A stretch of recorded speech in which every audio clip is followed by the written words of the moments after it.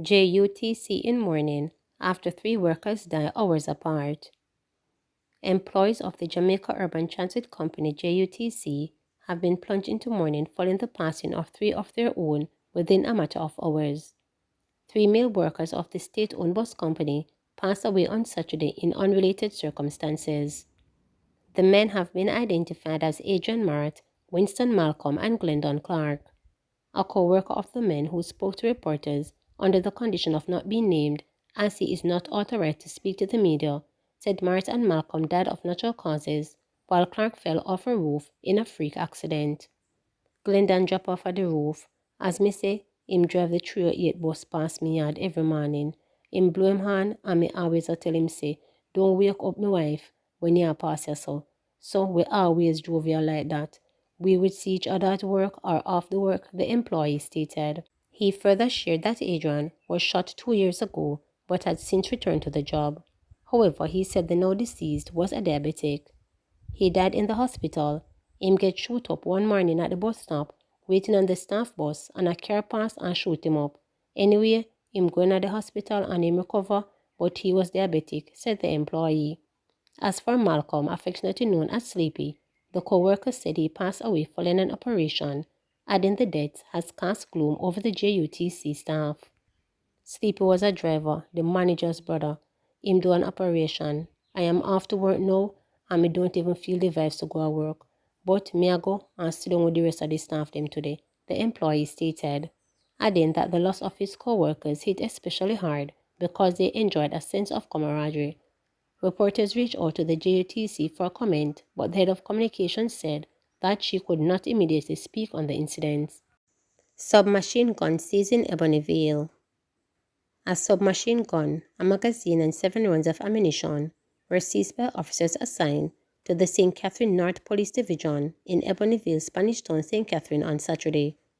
The Spanish Town Police report that about 5:30 p.m., a team conducted targeted raids in the area when the firearm and ammunition were found in a yard.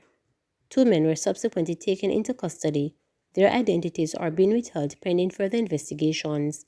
The Jamaica Constabulary Force has meanwhile appealed to the citizens to join in the fight against crime by reporting illegal activities including the trafficking of unlicensed firearms.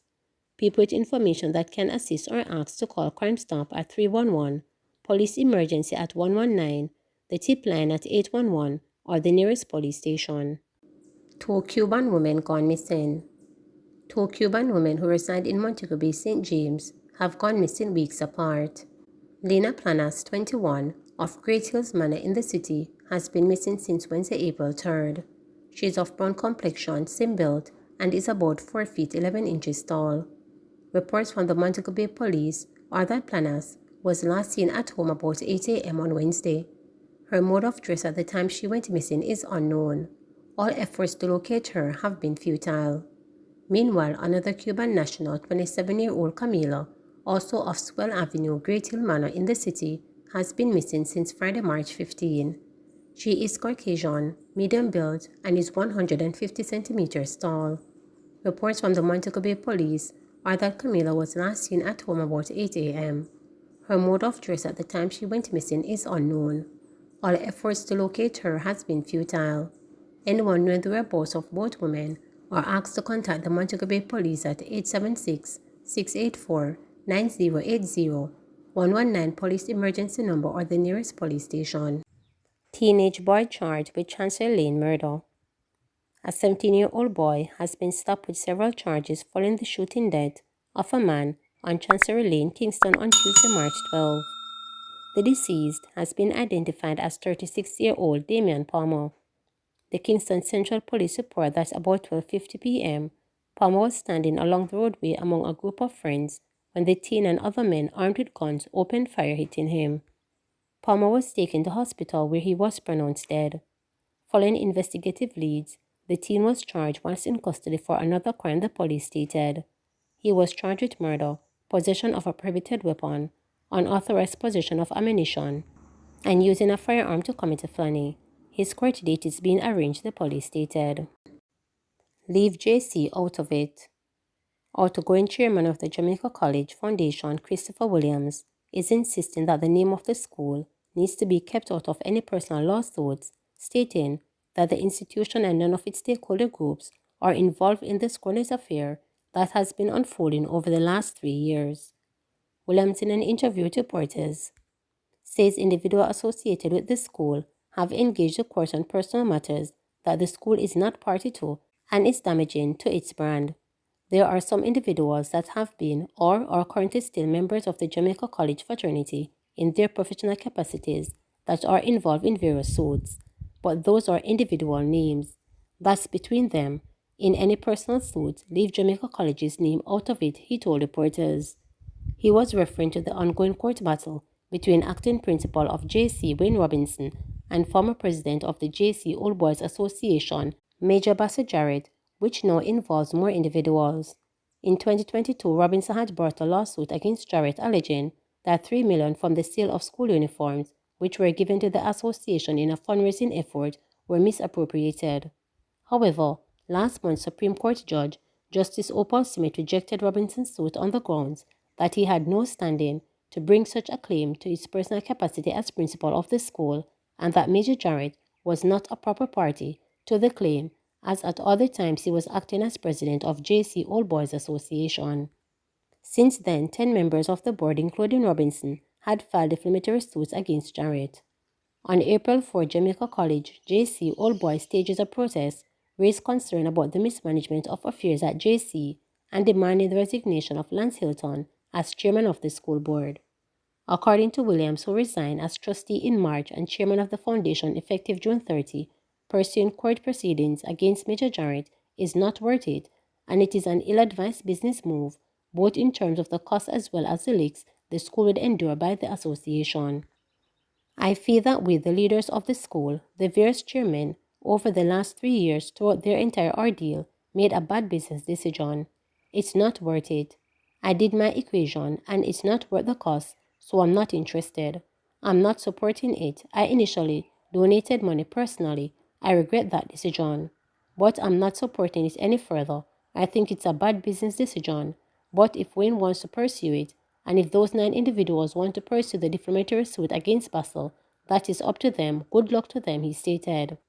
Williams added, all I'm saying is, as a businessman, and every lawyer will tell you this, you have to balance the cost of the procedures versus the outcome that you seek, and then determine if it is still equitable balance. I thought that it is not an equitable balance, that the cost, not just the financial cost directly, in terms of just paying legal fees and so on, but the brand association and the hits that the brand will take and has taken all make it not worth it.